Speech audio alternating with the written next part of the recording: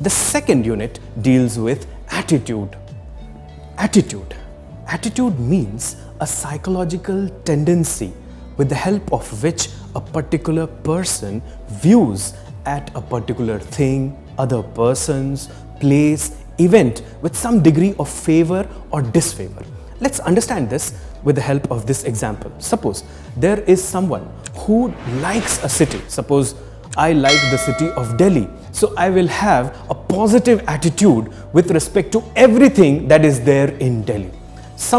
If somebody is not satisfied with the city of Delhi, it means he has a negative attitude towards the city of Delhi.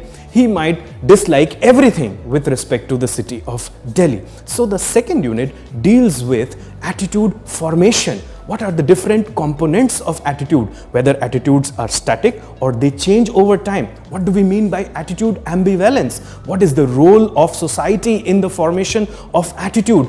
Can attitude help in guiding behavior? All of this we deal in Unit 2. The third unit deals with aptitude and foundational values for civil services.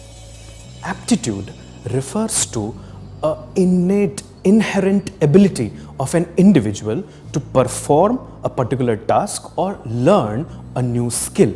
Say for example, Virat Kohli had this inherent capability to develop himself into a cricketer. Obviously, he has polished that aptitude with the help of training. So aptitude is that inherent capability of an individual to perform a particular task or learn a new skill. Everyone is born with some or the other aptitude. Someone is a good singer, someone is a good painter, someone is good in studies. So everyone has some or the other aptitude. Similarly, there are some aptitudes or some skills which are desired in a civil servant.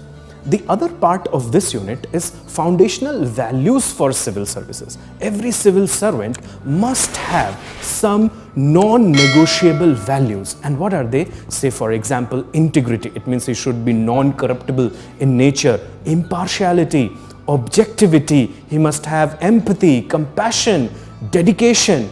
So all of this is dealt into this third unit.